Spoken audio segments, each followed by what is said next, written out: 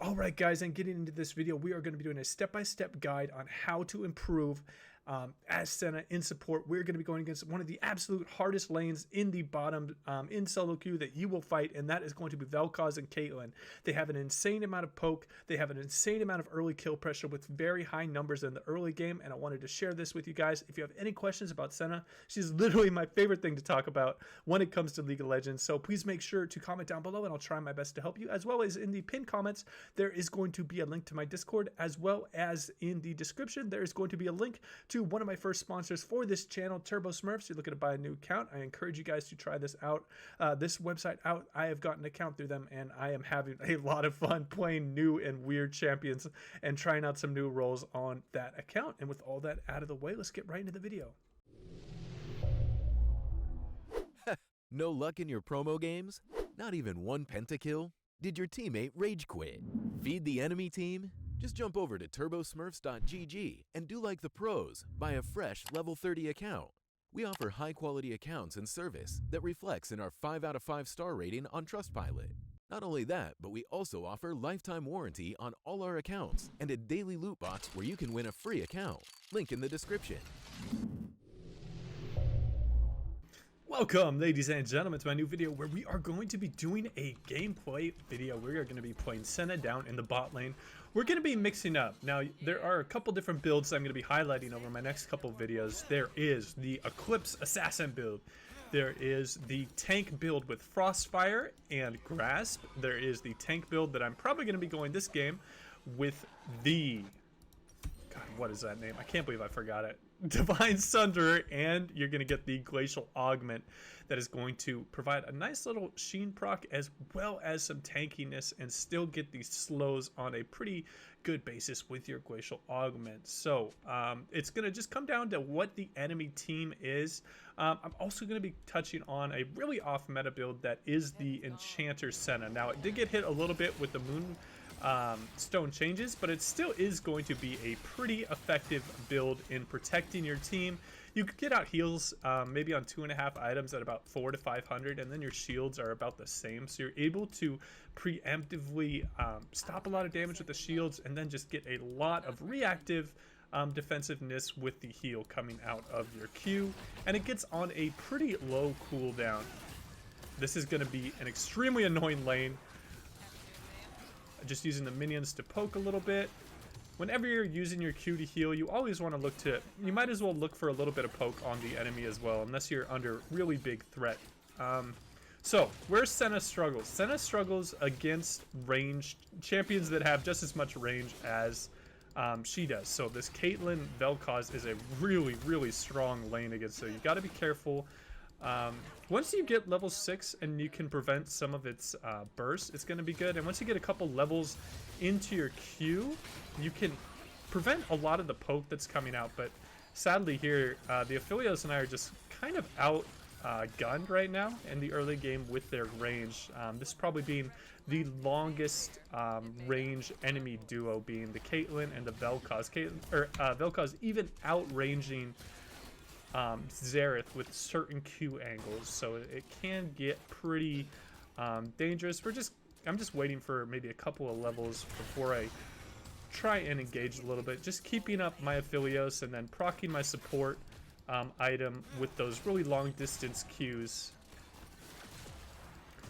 Vel'Koz is going to run himself as long as I'm able to sustain up this Aphelios. I did get biscuits because I knew this lane was going to get rough, but as you can see here, Vel'Koz is running pretty low on mana and I'm still pretty high on it. Okay, we got hit there. That's our first pot, and Vel'Koz is at 5% mana, so this is where you can start getting a little bit aggressive. We hit the root there. We're dodging that, not dodging that.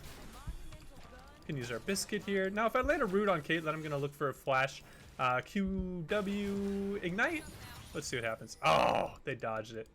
I thought they were going to take a step back there. A lot of the times when you're playing against people, if you're anything above like silver, they usually try and dodge. They don't just run in straight lines. So that is where you're going to want to look for them to fade. The reason why I'm stepping up a lot more now is because I know. So we got some summoners out. Aphelios got his kill, and we can start snowballing. So that is really the biggest thing I want you guys to understand when you're playing Senna in these really tough lane matchups is you need to out-sustain the mana of the enemy poke champion support while sustaining up your allies with your Q. Good, so looks like our mid lane's doing well. I'm gonna look for a back here. I think this is a pretty decent back timing. I can grab a Kindle Gem, could be pretty good here. Looks like Caitlyn back with the coals, so she's gonna be pretty low pressure. Looks like 277 gold from his support item. So Vel'Koz will probably come back with maybe an Amplifying Tome and maybe a Sapphire Crystal, depending on if he got any autos on the tower, because he can proc it there. And we'll see. So he isn't going to be the biggest threat. He didn't get a kill. Aphelios coming back with boots, which is a great purchase against champions that are poking you and you can dodge it. They aren't just regular targeted abilities. And let's see. So Cho'Gath Poppy lane, it's not really going to be too big of a deal. As long as Cho'Gath doesn't go like down 3 kills, everything should be fine. He's going to get tanky. Sejuani is going to outperform Warwick in the late game. And I can prevent a lot of the Warwick's pick potential with my QWR giving heals, shields, and rooting potential follow-up. So I'm not going Presence of Mind here. I was pretty worried about the lane and getting focused, so I went Second Wind and Revitalize for a little bit more sustain in lane, just because I knew that I could probably out-sustain the enemies. Jeez, this Vel'Koz really has my number with his Qs. Oh my god, he just hit everything on me. Feels bad, man.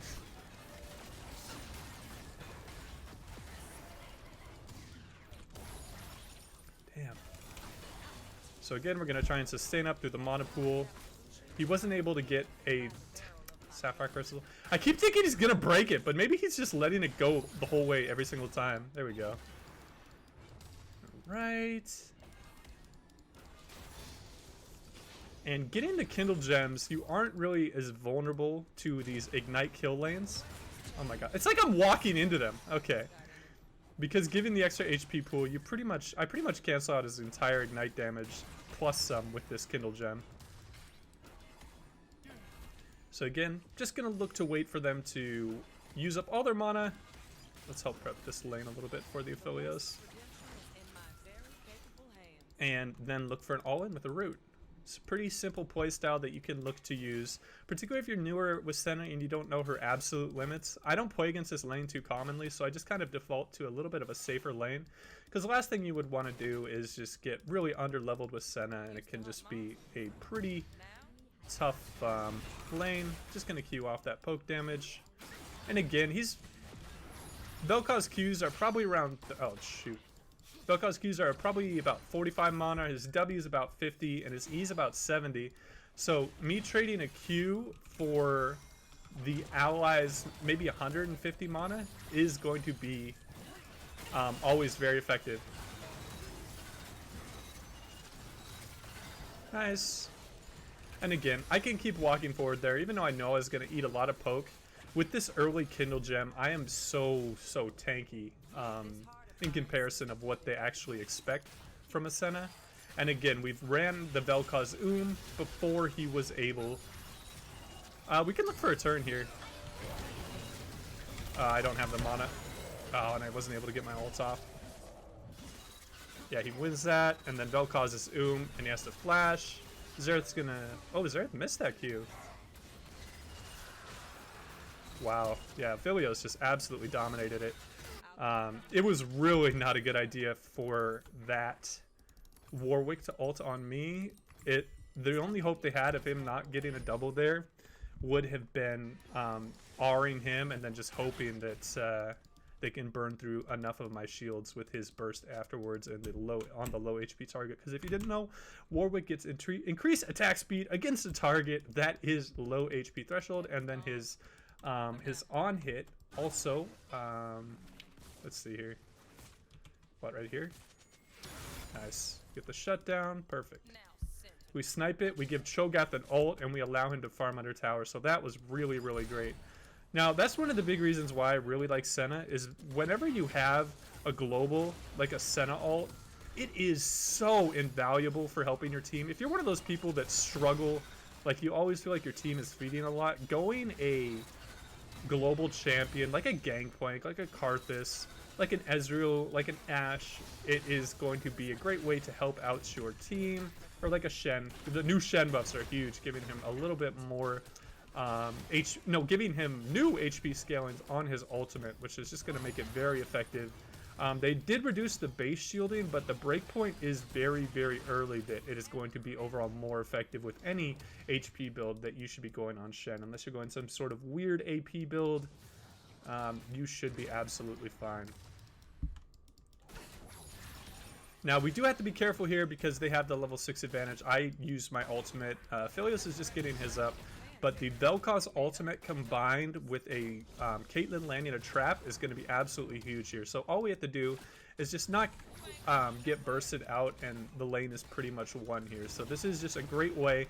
If you're new to Senna and you're just looking to pick her up, going Resolve secondary can be quite helpful. You will run into some mana issues that you wouldn't with the Presence of Mind and extra bit of attack speed you can get out of the yellow spell tree. Nice, we hit everything. Grid. Alright, yeah. Oh, great. So Vel'Koz is about 140, I think, at this point. So that's a pretty big cooldown. When Caitlyn gets behind, it's just a really rough time. So as long as I hit my root and we both followed up, I think he dies there. There was a possibility that if only one of us flashed and he was able to heal out, he would have not, or he would have been able to get away with that overextension without dying. All right, and we got our Phage. Top lane is really, really struggling, even with my help. It just looks like Poppy is just really good into an anti-tank Shogath if she gets the early kills. However, Cho'Gath ultimate is very effective against Poppy because she has one of the lowest HP base pools of any champion in the game. I think she's at like about 550, and like level 1 against a Tryndamere with Doran's shield, the Tryndamere has like 700, which is crazy, and then Poppy has like 500, and Poppy's supposed to be the tank, right? So it's a very strange situation where true damage that isn't a percentage like Cho'Gath ultimate can be very effective against the Poppy that really thrives off just high resistances coming out of her W passive, giving a bit more percentage of the resistances. So looks like we got a Kali Roam coming here. It's set up by Pink, but I'm pretty sure that is going to be warded. I can look to bait with my pretty high HP threshold with both my Phage and Kindle Gem. I'm sitting at about 1400 HP, so if they wanted to kill me right now, Vel'Koz would have to land a full combo as well as the Caitlyn getting a trap and an E enhanced auto on me. So that's kind of the threshold you need to be a little bit careful of, and just not absolutely being an ape and running in because you're like, oh, I'm tanky, just let me tank all the damage. When you really start coming online with this build is when you have the Divine Sunder and when you have a Black Cleaver. Black Cleaver works very, very well with Senna because Senna struggles with movement speed, and the Black Cleaver is able to provide quite a bit of extra movement speed as well as armor shred, which is going to be really nice for this Aphelios hyper carry in the late game. Ooh, I hit her with that. Ooh, I don't need it. Ooh, wish I'd hit that. Oh, I hit it on Caitlyn, I think. That was a snipe and a half. Maybe I can tilt him into trying to get me. Oh.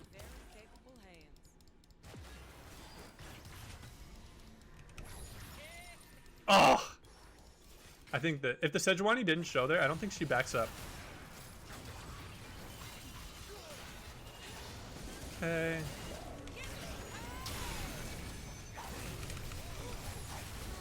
So again, we're getting the root.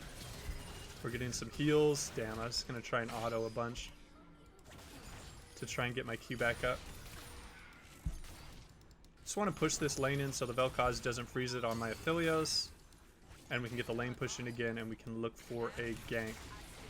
Now, I'm not 100% sure on the math on what you should be doing on the support when your ADC isn't available to farm. I just always farm, even though you're going to get more stacks by not farming. The gold can be worth quite a bit. Alrighty. Let's finish up our Essence Reaver. Let's see what their damage composition is. They have a very nice spread of damage, so probably Swiftness Boots are going to be the best setup here. We can grab a long sword for our Black Cleaver. We can grab a sweeper. Don't have enough for a control ward, which is unfortunate, but we'll survive. Our team is doing pretty well with controllers on the bot side. We already have 3, so I would kind of struggle to know where to place it. Now, great things about Divine Sunder. Giving you armor percentage pen is really, really nice for her, as well as the little bit of a heal, and then the,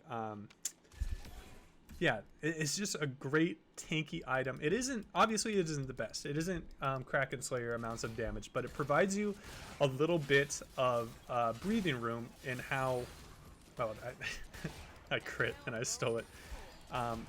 With people trying to burst you out. Kraken Slayer, you're not having any extra HP and you can struggle quite a bit. Having this extra HP is very nice into Vel'Koz because he does true damage off of his passive. So just straight HP is the best way to counter flat true damage from a champion. Obviously something like a Fiora, getting any kind of health doesn't really help too much because it is just going to be percentage HP based. I'm going to look to roam up here. I think the Aphelios is pretty comfortable in this 2v1. I can probably make more impact around the map here. I have my ult in 4. Damn. Oh. He went out after our ultimate. Okay.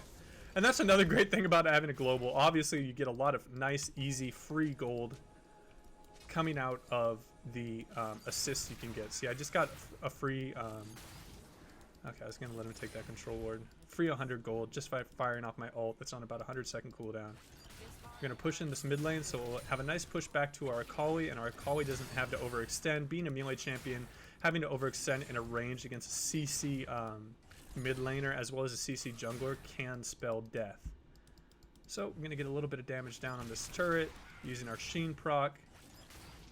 Just making sure to watch our mini-map and not getting flanked by anyone that is going to go. So again, Aphelios is just at a place where he can 2v1, so me being down there isn't going to be too effective. I can get a lot more out of my biggest resource which is my time. As a support, you always want to be looking to move around and affecting the map wherever you can. Alright, I'm going to look to rotate down bot side. Looks like they are trying to run, fortunately. Oop, damn.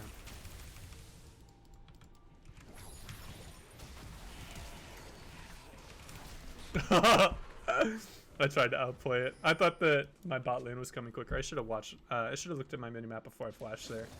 That was a pretty poor death.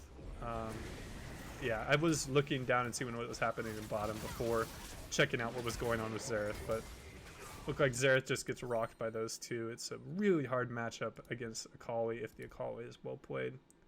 So we're going to get a bit more CDR, a little bit more HP, which will be nice because I'm not expected to be a heavy damage dealer here. The more CDR I get and the more tankiness I get, the more Qs and Ws and Rs I can get out in team fights. And that's overall what I'm looking to do when I am... Okay, I hit him with both the shield and I hit the Warwick with the damage. So Kali should be able to come over and do quite a bit here. Yep, and we get another free assist. So essentially, I got a shutdown for 450 with my first ultimate. I got about 150 gold off assists off my second one, and my third one got me about 75. So Senna has probably one of the best gold productions of any support in the game, getting both gold from souls, giving you 8 gold whenever you pick up a soul, as well as your really nice range. Oop. Oh, we hit him with it. Oh, damn, he got stunned. Yeah, that could have been a really nice setup if the Cho'Gath could hit a Q there and then into a silence. Yeah, so you really want to base your build overall on how you're doing in the game. If I got 3 early kills and I still had the Frozen Augment as my rune, I would have gone Kraken Slayer 100%. Just because I had so much extra resource that I need to take full advantage of it. But since I'm really assist heavy, I want to become more of a utility bot, getting high CDR builds, decent tank shred, and just being a very, very annoying enemy champion for them to deal with.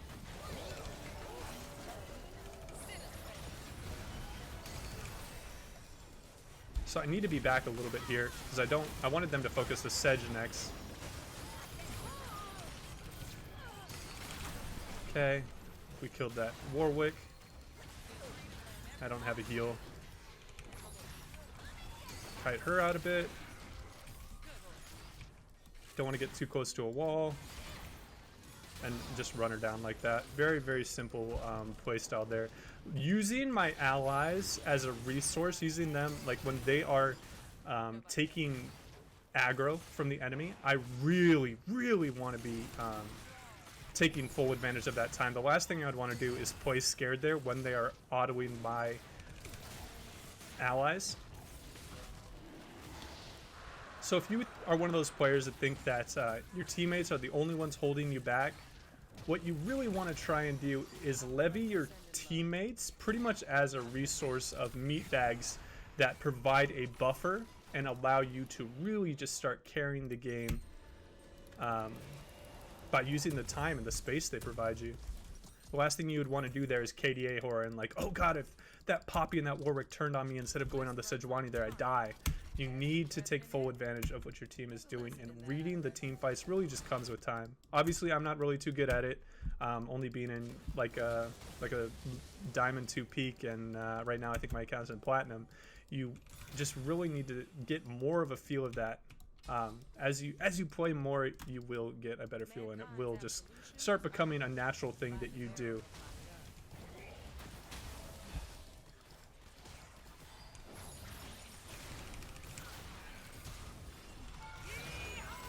Ah, damn, I thought that'd be enough. Okay.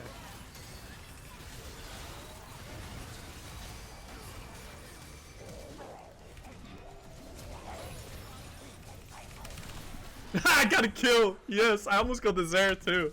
Let's go, man. Alright, so we are gonna go... I'm gonna go the Swifty boost. Just get a little bit more movement speed. Help me kite out a little bit more. Damn, that was a bit of a throw. Yeah, that was a misplay on my part. I kind of started that fight. I landed a really good W, and it made the Sejuani go in. Now, if Xerath didn't have flash there, and we just killed the Xerath with my W, and Sejuani hits that R because he doesn't have flash, then it's an easy pick. So you kind of have to... You have to know when to back off on Senna, and I really misread that situation. I thought that the Xerath flash was down from the dragon fight because we just had a pretty big fight down there. But it was up, so I need to pay more attention to what is going on around me. Obviously, in this elo, people aren't timing flashes for you as well, so it has to be a little bit more off feel. You can be you can make an educated guess if a fight happened recently. There's going to be less cooldowns on the enemy.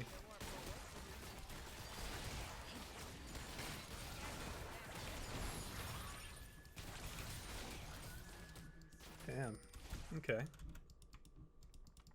So, Black Cleaver's going to be really nice because they have 2 really tanky frontliners. I am probably going to go Lord Dominic's next to just get a little bit more damage. The other option would be Mortal Reminder, but we do have 2 Bramble Vests, so we already have a decent amount of healing reduction, as well as I'm kind of keeping my Ignite in pocket, particularly for Warwick. If you did not know, Warwick heals the most when he has his R up, and he can Q right after that. That's really when a lot of his healing is going to be coming out. I don't know why. Oh, wow. Can they really kill him? Ooh, block it. Wow.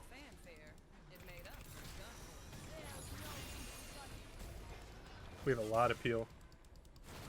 Yeah, they're pretty pokey. If I would have gone the Enchanter Senna here, the poke would be just a non-existent thing. So the Warwick overextended a bit there. Damn it. Can I do a trick shot? Just get a slow on Poppy. It's a little bit unfortunate. Yeah, gonna need a little bit more tank shred here.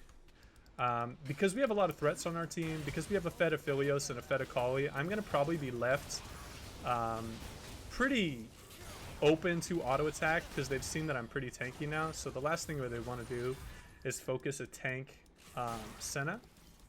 So I need to take full advantage of the free space that my team is providing me. Looks like Cho'Gath is looking for a play over here. Not gonna happen. Right, so this next dragon is pretty much going to decide the game and what we're looking to do. If you guys have any questions about builds and Senna, it is literally one of my favorite things to talk about in League of Legends. So please hit me up in the comments down below. I'd love to help you guys out.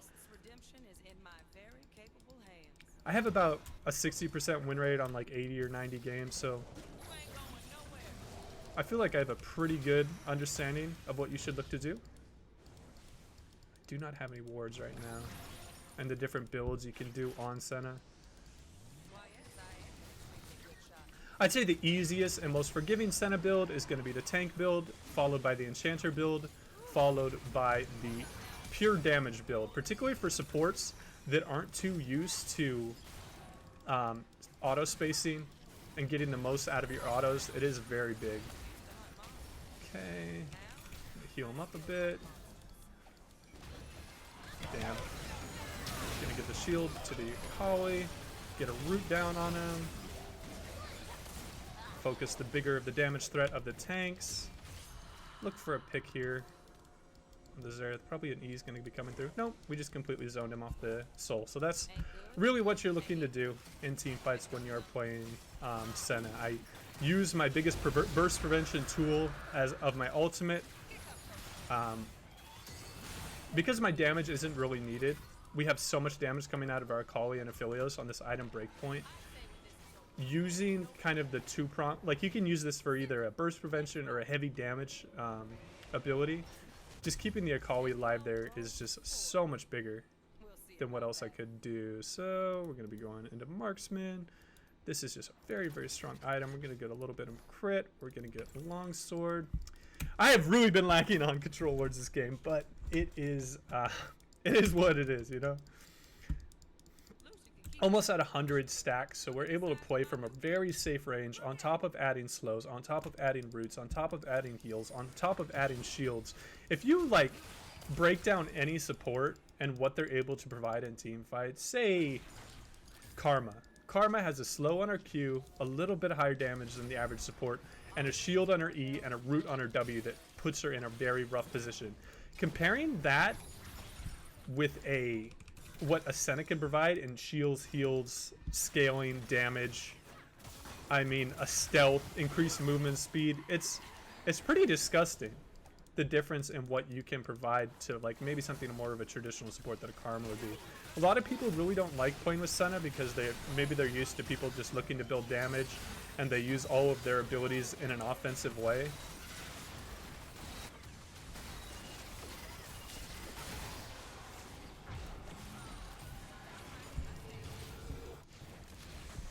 Dude, this poor Xerath. He's trying so hard with all of his ultimate. Just want to give as much shielding as I can. Let's splash in.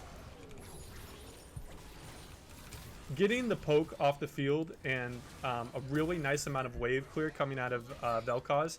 If you did not know, Baron buffed up minions have increased magic resistance, so it's harder for mages to clear. But how Vel'Koz bypasses that is with or his true damage coming out of his passive.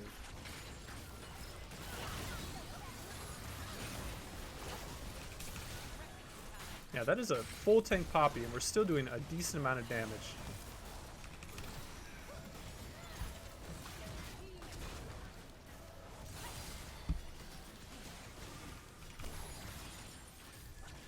Obviously, I'm playing in a very aggressive stance. You don't want to be so far up when you're playing damage Senna because you can be very squishy. But since my team is pretty far ahead and I have very heavy damage threats, I can be a little bit more aggressive and look for stacks on the enemy champions.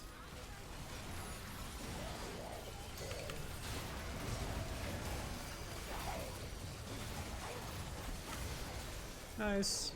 And again, we're just trying to provide as much utility as possible. Looks like this game is over. How Senna works, she does extremely well setting up CC from your allies. So playing with a thing like Sejuani and Cho'Gath really just plays to the strengths of Senna, giving her setting up their CC by giving them a rooted target to 100% be able to hit unless they are a just a complete ape. Looks like we got a promo here. Yeah, I think just Senna is so much fun with her different build diversity and what she can do. I did a Gale Force game on Damage Senna here because they had a AD Jarvan that was their main threat, and I could Gale Force out of that. But usually you want to go Kraken Slayer. Here's a game where I went tank build, but I think I just got absolutely dunked on. Yeah, this Riven just went 13-4 up in the top lane, so that was a struggle. This is a decent tank game. Wanted to screw around a bit with the heavy damage build going Duskblade. Because our team was so far ahead, I just wanted to experiment. Yeah, there's just so much build diversity. I encourage you guys to try them all out. As always, guys, that's going to wrap up my video. If you enjoyed it, make sure to hit the like button and subscribe, and take it easy.